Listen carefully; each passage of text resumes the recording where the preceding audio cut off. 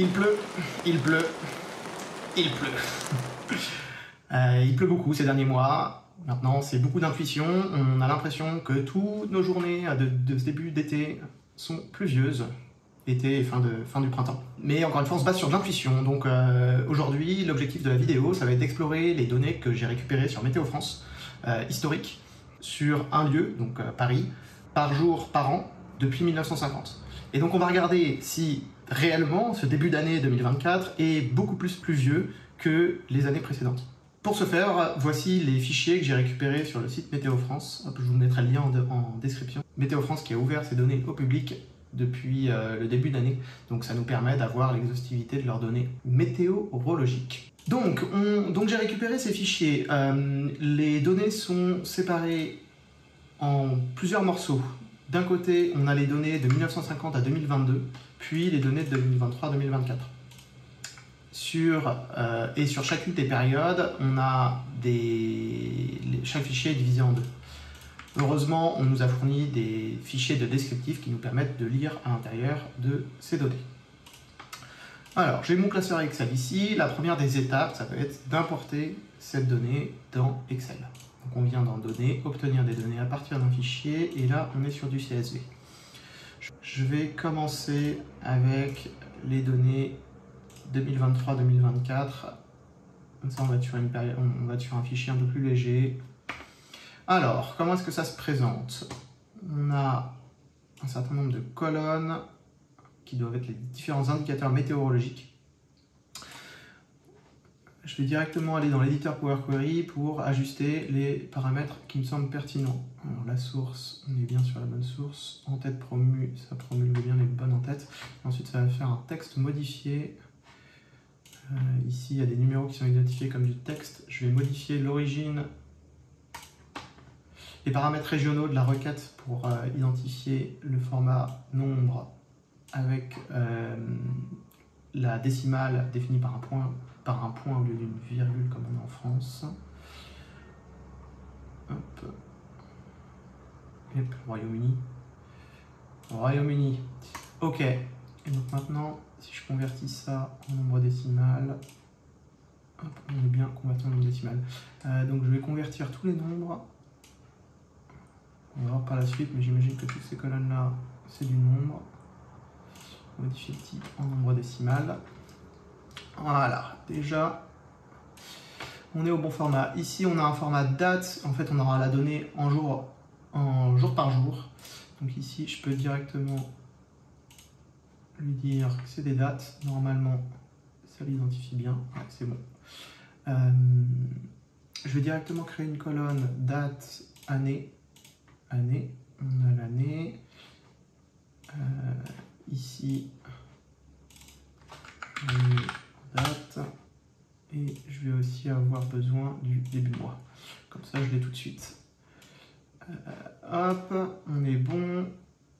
On va laisser ce format-là, c'est pas mal. Numéro de poste, numéro visuel, latitude, longitude, la latitude, la longitude, l'altitude. Clac, clac, clac. Ok, on a beaucoup de... Là, on comprend rien. On ne s'y connaît pas du tout en météo. Donc, on a beaucoup de libellés.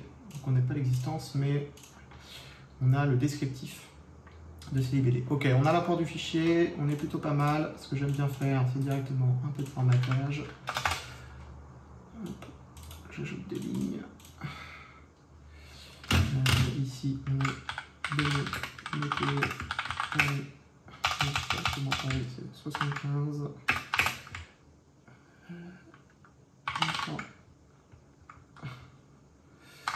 2024. Et on va reprendre. Hop, clac. Alors ça paraît bénin de mettre les de faire tout ça là. Souvent on ne le fait pas. Enfin, généralement les gens ne le font pas, mais mine de rien, ça permet de regrouper l'information. Je mets aussi la source. Bien, on peut faire ça. Je mets aussi la source. Donc on a ça, très bien, on a ça. Je vais le garder comme ça. On a envie de connaître, on va importer, ici donc là on a téléchargé ce fichier-là. On a le descriptif des champs ici, qui nous est donné, qui définit, qui nous donne une explication de chacun des libellés. Ça, on peut l'importer aussi sur notre fichier Excel, ça peut être pratique. Ça peut être pratique de l'avoir en direct. Hop. C'est ce fichier-là, importer. Clac, clac, on est pas mal, on charge. Descriptif champ, ici.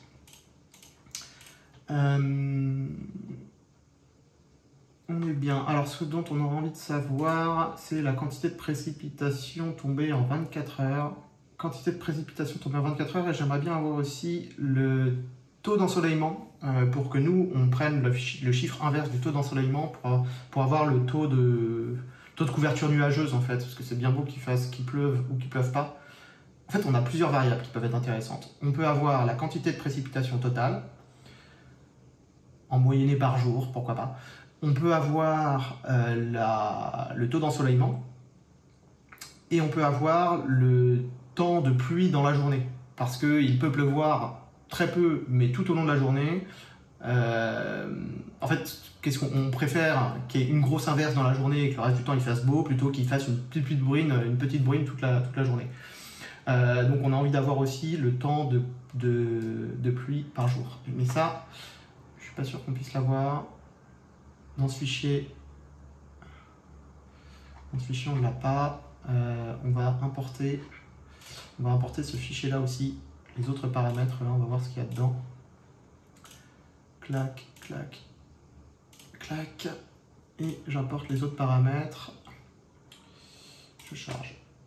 On a, tiens, tout de suite, on va tout de suite insérer une feuille. Descriptif. Tout de suite mettre de l'ordre dans notre fichier. Hop. Et donc ça, je les mets en bleu parce que c'est une feuille source. Feuille de données source. Hop. Celle-ci ne sert à rien pour l'instant. Et donc là, on a nos autres paramètres. Et sur nos autres paramètres, on va avoir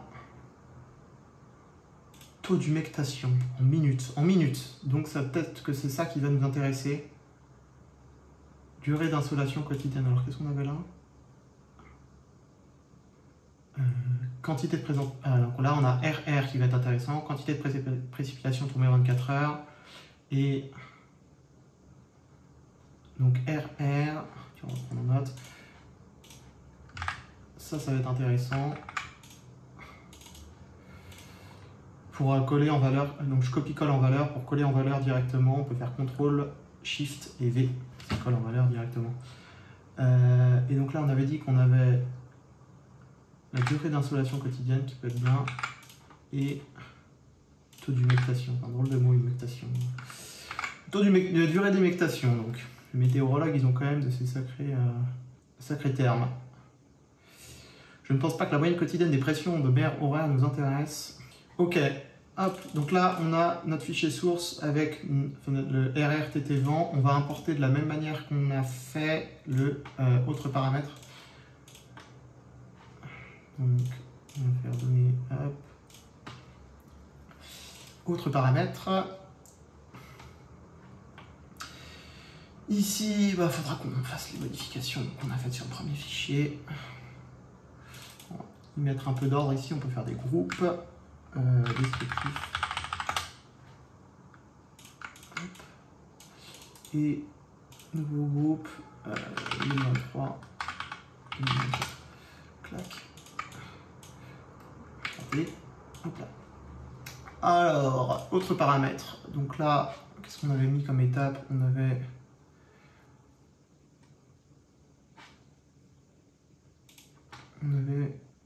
converti déjà, on avait dit que le fichier, c'est un fichier. C'est ce qu'on va faire.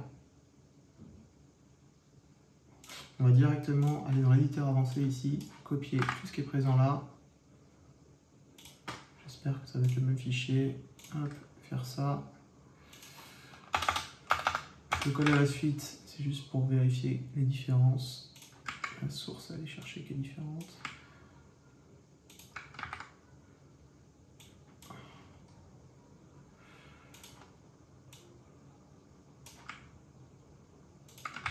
Clac, 88 colonnes sur celui-ci, et 20. Ça en fait Encoding, c'est le même.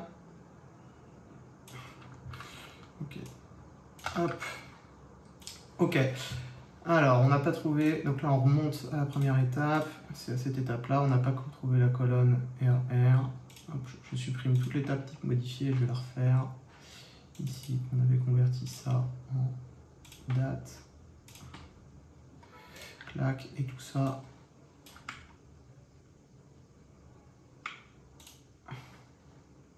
Type modifié avant l'année. Et tout ça. Alors, est-ce qu'il nous a bien identifié le nombre là, comme il voulait? Je sais pas si de copier. Je sais pas si de copier ça. Option de requête. Oui, c'est bon. On a les bons paramètres régionaux, donc ça c'est une bonne chose. Et on vient transformer tout ça. Je vois qu'il n'y a pas de valeur. On va vérifier tout à l'heure s'il y a bien des valeurs. C'est un peu inquiétant. On va voir tout ça. Année insérée, colonne renommée, début de mois inséré. Ok, là on est bon. On est bon, on est bon. Si on a ça qui est considéré comme du nombre, ok, pourquoi pas. On va insérer à la bonne étape. Truc de psychopathe ça, hein. Mais bon, hop, à la bonne étape. Clac. On essaye de... En fait, qu'est-ce que j'essaie de faire? J'essaie de simplifier toutes les étapes là. On avait un nouveau type modifié qui était arrivé en plus. Et en fait, autant intégrer la modification de ce format, de cette colonne-là de texte en nombre directement au moment où on détermine le format. Plutôt que de le déterminer en texte et ensuite, plus tard dans la requête, de le déterminer en nombre. Autant le faire dès le début en nombre. C'est ce que j'ai fait. Donc là, on est pas mal. On a nos deux fichiers. On va vérifier la donnée, tiens, qu'on a à l'intérieur. Alors, ça nous insère ça. On va se reprendre. Le format qu'on a là. Clac. Et là, on est sur autres paramètres.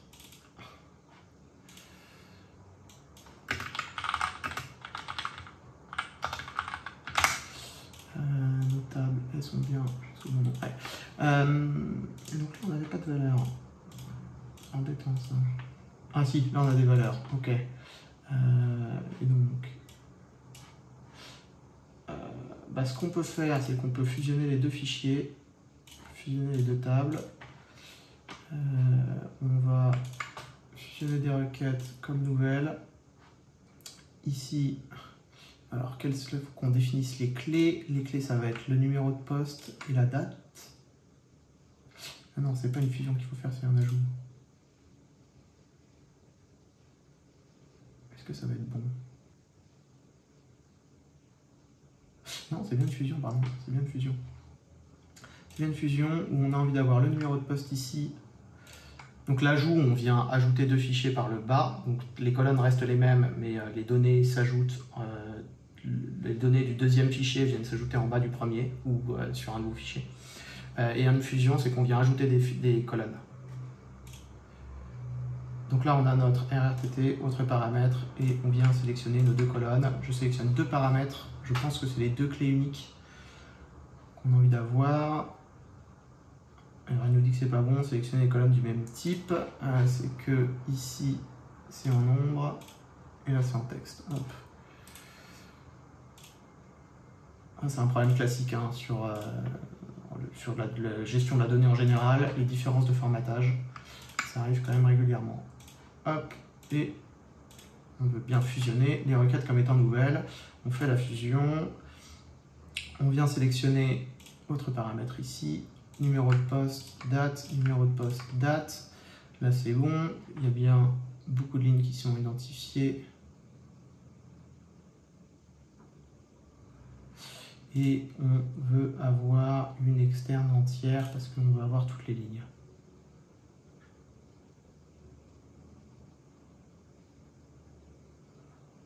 Ouais. Ok. Donc là, on a notre fusion. On va la reprendre. Regardez le mot fusion. Stylé d'avoir une fusion. Hop. On la met en haut, donc là on peut voir directement l'élément. Clac, clac, clac. Clac, clac, clac, clac, clac. On ferme et on charge, ça va nous créer une nouvelle feuille. Celle-ci, je les mets en bleu pour qu'on comprenne que c'est la donnée source. Et celle-ci, je la mets en verte parce que c'est ce que j'appelle une table intermédiaire. Clac, donc on a ces deux feuilles-là qui viennent se fusionner pour créer celle-ci. On va directement... On a bien les dates là, on n'a pas vérifié tout à l'heure, mais on a bien toutes les dates. Et on a plusieurs points météorologiques dans Paris, j'imagine Butte-Chaumont, Longchamp, Luxembourg, Paris-Montsouris, etc., etc. Il faudra qu'on en sélectionne un. On va voir avec les années précédentes pour voir quelle station est-ce qu'on va utiliser. Je me rends compte que je ne vous regarde pas assez et que je parle pour moi alors que je devrais parler pour vous. Et ça, c'est pas bien. Mais on apprend petit à petit. Donc on avait ces trois éléments à avoir. Je vais me les coller dans un bloc-notes pour ne pas les oublier. Hop. Et je vais directement sélectionner ces colonnes-là. Comme ça, on ne va pas charger toutes les colonnes. Ça fout le bordel. Et on n'a pas envie. Et donc là, je veux ça. Donc je viens sélectionner les colonnes que j'ai envie de garder. Donc on a dit RR, Inst et Dumec. RR, ouais c'est un bordel. Je vais faire ça comme ça. Je vais d'abord lui dire de supprimer les autres colonnes. Et donc là, je vais aller sélectionner à la main les éléments qui nous restent directement dans la formule. Hop. Et play.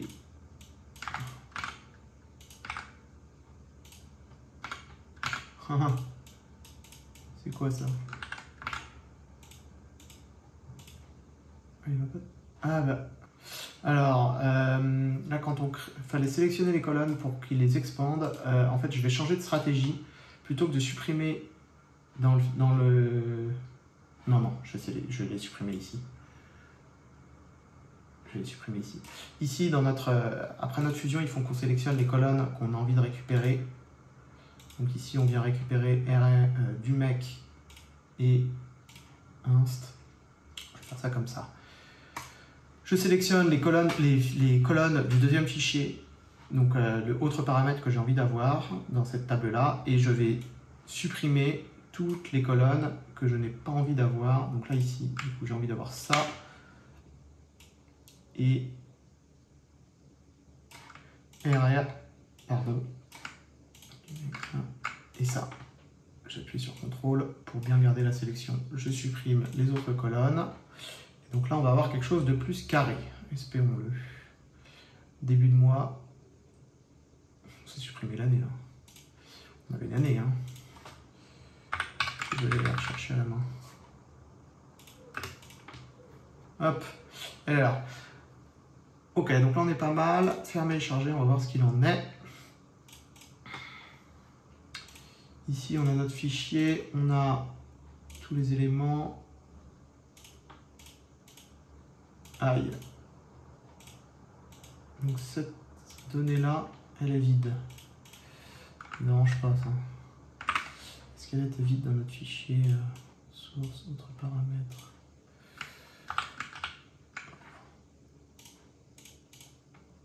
Vide. Ça aussi c'est vide. Alors, on avait durée d'humectation.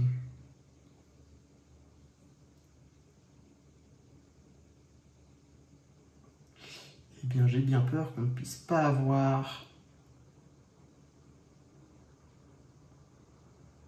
moyenne quotidienne des humidités relatives horaires. Qu'est-ce que c'est que ça? La moyenne quotidienne des humidités relatives horaires. On va voir si on a la donnée pour ça. On va s'enseigner ensuite sur... Alors c'était quoi? UM. C'est souvent le cas quand on récupère de la donnée à gauche à droite, on n'a pas forcément tout ce qu'on a, donc il faut s'adapter. Là on a de la donnée. Donc on a de la donnée. Moyenne quotidienne des humidités. Et là on a le durée d'humidité. Super. Ouais.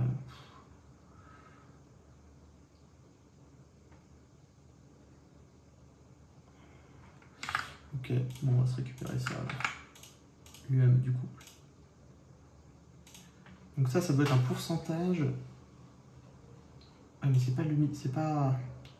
C'est l'humidité, ça a l'air d'être l'humidité dans l'air, mais c'est... Alors, il y a une corrélation, mais il peut faire très chaud, y avoir un gros taux d'humidité et qu'il ne pleuve pas. Minimum quotidien des humidités relatives. Tiens, on a la fraction d'insolation par rapport à la durée du jour. C'est peut-être plus intéressant que notre... Qu'est-ce qu'on avait là? Durée d'insolation quotidienne. C'est vrai qu'il faut la ramener au... On va récupérer sigma aussi. On va voir la différence entre sigma et inst. On aimerait bien avoir quelque chose qui se rapproche de minutes de pluie par jour, quelque chose comme ça. On va faire un par un. C'est dommage que celui-là ne soit pas présent. Durée d'humectation. Pourquoi est-ce qu'il n'est pas présent, lui? C'était bien, durée d'humectation. Villa. Villa. Et villa. Je vais aller à la source. Vide aussi là. Tout vide. Bon. Tant pis. C'est la vie. On va faire avec. Faire sans plutôt. Donc on va chercher sigma. Et on avait dit quoi? On va chercher UM aussi, mais j'y crois pas trop. UM et sigma. Clac, clac.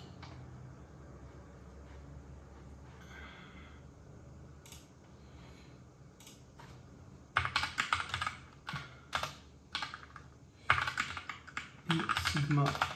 Yop là. Oups. Faire entrer là. Alors UM il me le trouve pas. Pourquoi il me trouve pas UM? Ah, ça devait être là.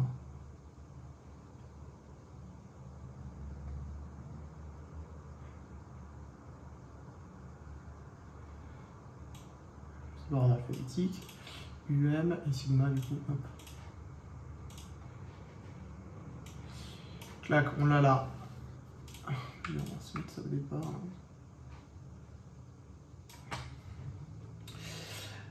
Ok.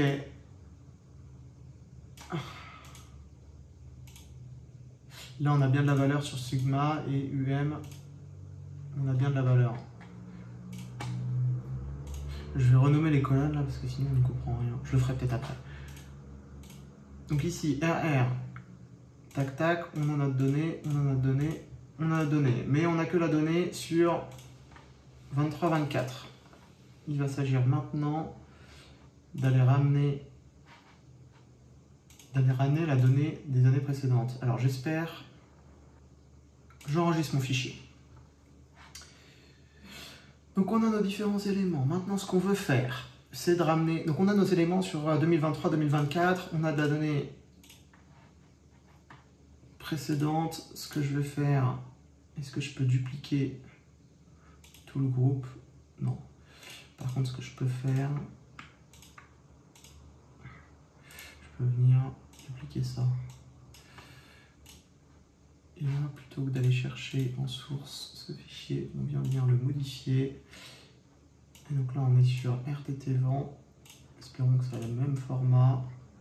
Clac, clac, clac, ok. Ça a l'air d'être bon. En tête promu, c'est bon. Type modifié, aller insérer, tout fonctionne bien. Là, c'est juste... On va récupérer le mot du fichier. Clac. On vient le renommer. On va faire la même chose avec celui-ci. Pratique. Côté pratique de cette histoire de pouvoir dupliquer, on change la source. Ici, je clique sur le petit engrenage. Hop. Et donc, je viens chercher autre paramètre 1950. Voilà. Pas crier victoire trop tôt non plus. Hein. On la connaît celle-ci. Hein. On croit que tout est bon. Et finalement, il y a un bug quelque part. On s'en rend compte à la fin. Hop. Là, étant donné que c'est de la donnée qu'on ne connaît pas, globalement, potentiel d'erreur possible quand même. Hein.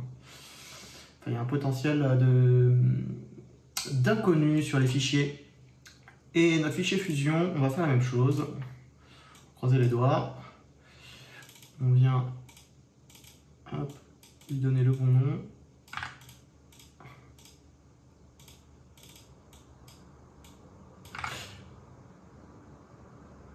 Hop, jusque là. Et... hop, on a le bon nom. On a le bon nom. Ici, la source. Là, on peut potentiellement s'amuser. 1950 2022, tel est le nom du fichier. Donc là, on l'a sur celui-ci, on l'a sur celui-ci. Clac. Et là. Alors, le nom n'a pas été reconnu. J'ai dû mal copier quelque chose. Hop.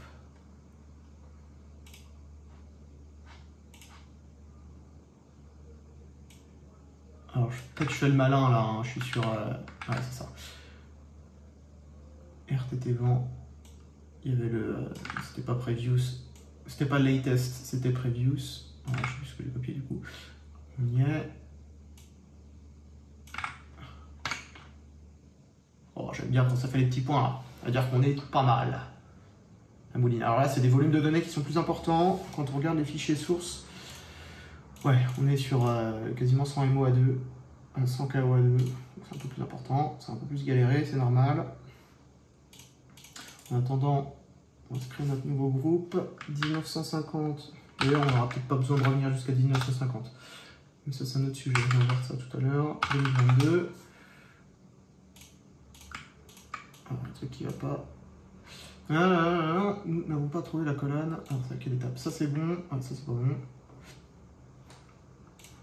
En effet, la colonne, elle s'appelle comme ça.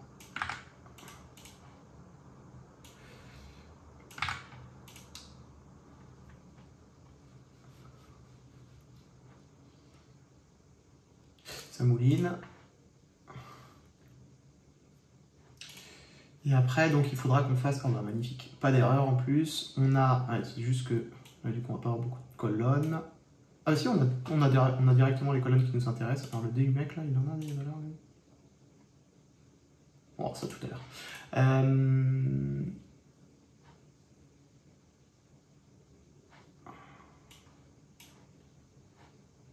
Je vois qu'il y a tous les 4 ans, là.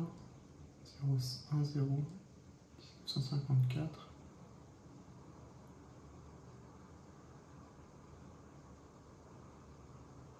Pourquoi est-ce qu'il nous fait ça?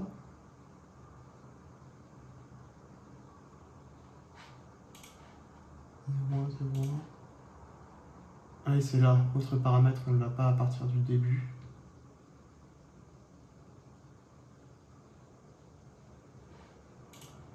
On va voir.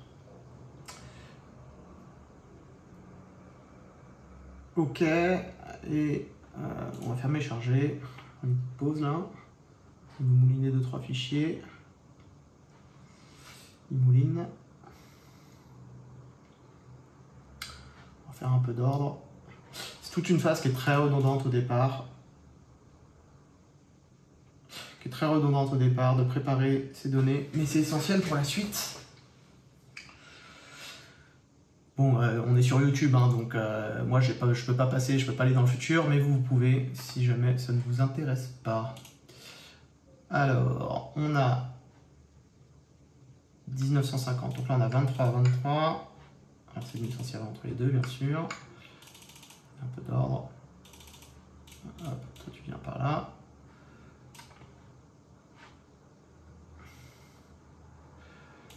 Tu viens par là, toi. Les bons petits chapitres. Hop, là on est sur 2023, 2024. Et on va le copier ici. Et là, on a 1950, 2022. Ok. Alors là, on a notre 23-24 qu'on avait déjà tout à l'heure. Clac, clac. Ici, je vais mettre la petite mise en forme qu'on aime bien. Hop. Et je copie-colle. Et je copie-colle. On a ça. Là, on est 1950, 2022.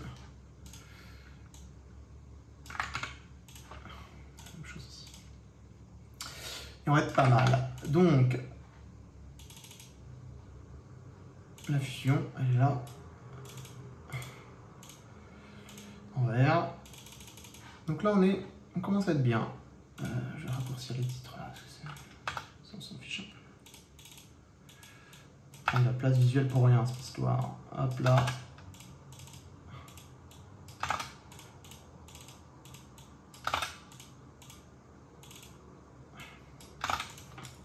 Clac, on est mieux.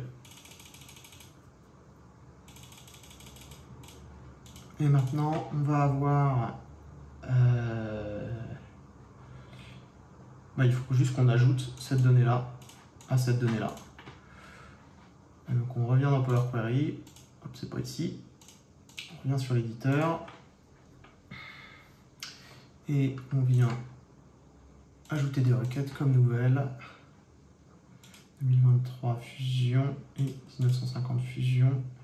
Uniquement de table. Est-ce que tout a bien fonctionné? Elle est où ma table? Elle est là. Hop. Master fusion.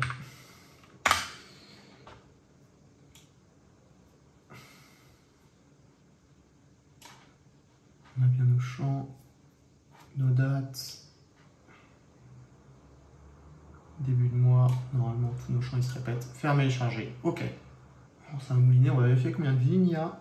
Potentiellement pas mal de lignes sur ce fichier. Je pense que là notre fichier Excel il commence à être assez balèze. Parce qu'en plus on a dupliqué les tables. Pour gagner en clarification, on a dupliqué les tables en 950 KO, mais je crois pas, ça doit être plus. On va voir. Clac, on a notre table. On déplace Master Fusion, je la mets dans un vert un peu plus foncé. Pas très beau ça. Ça, oui. Notre table Master Fusion qui s'appelle bien Master Fusion, sur lequel on a nos éléments.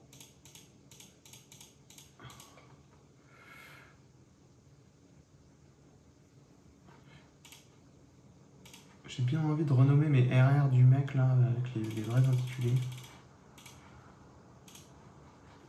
Donc on a...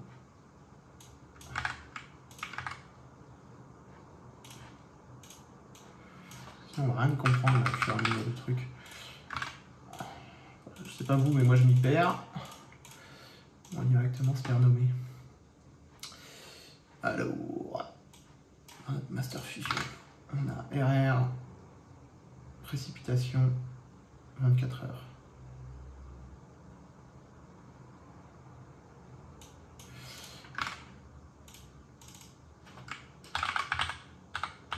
Question 24 heures.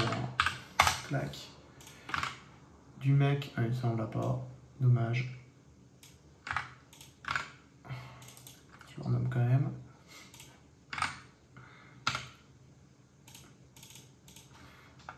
Les choses bien faites. On se met une majuscule. On a inst. Durée d'installation quotidienne.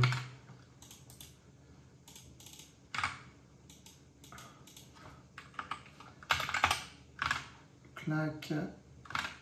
On se met tout.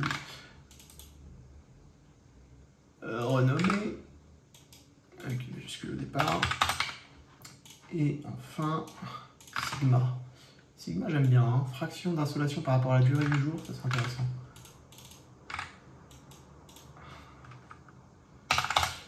Donc on a ce qui va nous intéresser, alors les unités relatives, ça va être les précipitations. C'est quoi? C'est quelle quantité? Quantité en quoi? En millimètres. Quantité en millimètres. Très bien. On a tout ça. Fermer et charger. Et là, il va nous afficher, il va bien nous expliquer ce que c'est exactement. Il va falloir qu'on filtre sur une seule station parce que là, on a trop de lignes. On a combien de lignes? On a 494 000 lignes. On a trop de lignes. Faudra qu'on vérifie. Faut qu'on regarde. Tiens, pendant que ça charge. Non, on peut pas le faire pendant que ça charge. On va. Très bien. Hop. Un peu de mise en page. Ça vite. Raté. Insérer. Et ça. Données météo, 75.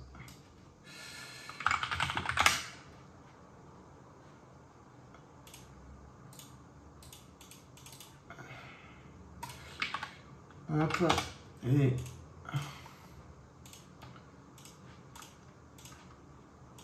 clac. Se mettre un peu plus grand, 45. Et c'est un peu plus petit pour qu'on les ait toutes en visuel. On est pas mal. On est pas mal. Juste, ah oui, une chose que je voulais faire, changer la propriété. Je veux pas que ça ajuste la longueur des colonnes à chaque mise à jour. Hop, donc mon tableau reste le même quand je mets à jour la donnée. Le format du tableau reste le même. Ok, donc là on est pas mal. Dans cette table-là, on retrouve toutes les données de 1950 à 2024, en jour par jour. Il manque quelques années là. On n'a pas toutes les années. Pourquoi est-ce qu'on n'a pas toutes les années? Est-ce qu'on a des vides là? Ah, les éléments ne s'affichent pas tous. Ils sont gentils aussi, ils ne s'affichent pas tous. C'est la même chose ici. Là. On va vérifier. On a bien toutes les années.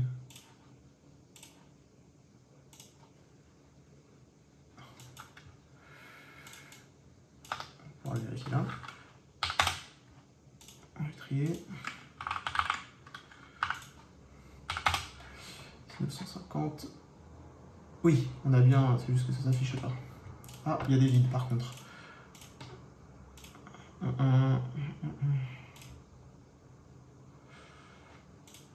Les gars là, je peux mettre vide. Ça a l'air de marcher.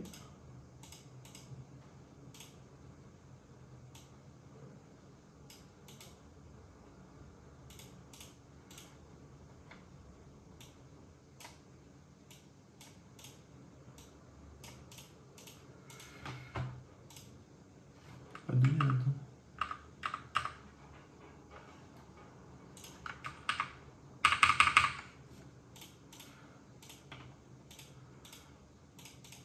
Bah déjà, on va se l'alléger en supprimant quelques lignes vides. Bon, on a des lignes vides, mais c'est pas grave. Pas un problème. Ok, on est pas mal. On va supprimer les lignes vides. Donc il faut qu'on supprime les lignes vides et qu'on choisisse une station. Pour ça, on va vérifier qui est-ce qui est présent dans chaque station. Donc, je vais faire la liste unique des stations.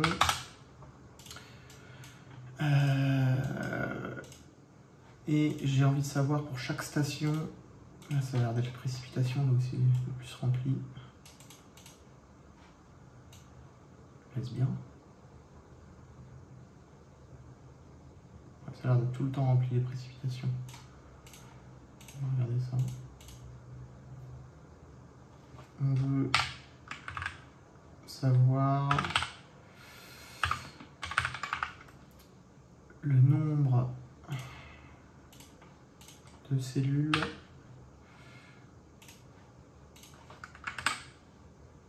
c'est ça, cette colonne là, nom visuel du poste de cette liste là et où ça est différent de vide.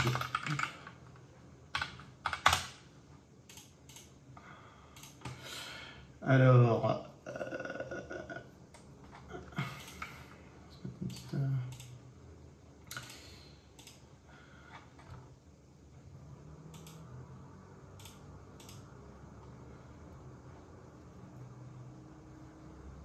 priori on en a pas mal, je vais faire ça autrement.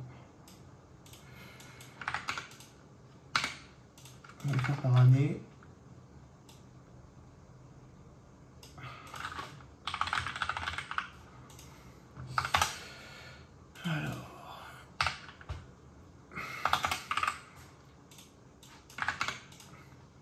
En fait, on a envie d'avoir un nombre, mais on a envie aussi qu'il y ait une régularité dans les années. Et potentiellement, sur les 20 dernières années, on n'est pas obligé de remonter aussi tard. On va le trier dans le sens inverse, tiens, ça va être plus simple. Donc là, on a ça, mais ici, c'est L. Raté, L. 5. Et du coup, on a une nouvelle condition qui va être l'année. Hop.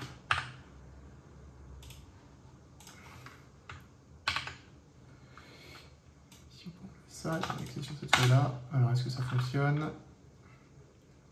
Ça fonctionne, mais ça mouline. Voilà. Hop.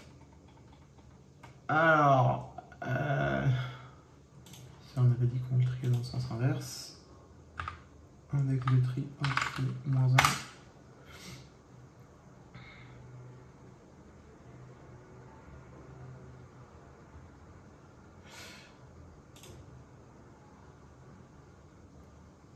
Donc Tour Eiffel, on peut l'abandonner déjà. Alors ça a l'air pas mal, ça a l'air pas mal, ça a l'air pas mal, ça s'arrête, ça a l'air pas mal. Là c'est tout. Donc c'est soit Luxembourg, Lariboisier, Paris-Montparnasse. Et après sur l'histo, alors on va remonter à 20 ans, on n'a pas besoin de plus. 2015, il y a moins de données. Lariboisier, c'est quoi Lariboisier? C'est où? Lariboisière, hôpital Lariboisière. Et ben, à Barbès. Et ben, on va aller à Barbès. Ça paraît pas mal à Barbès là.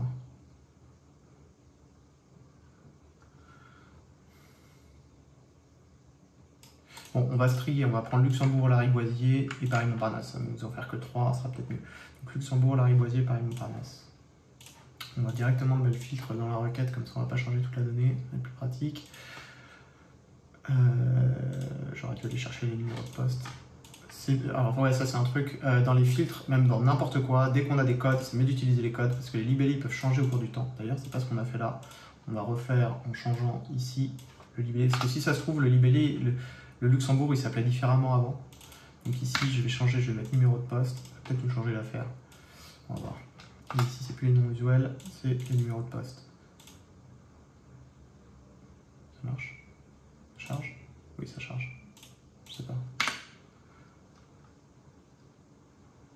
Ça a l'air de charger. Ok. Est-ce que ça change quelque chose? Faut qu'on ait les positions.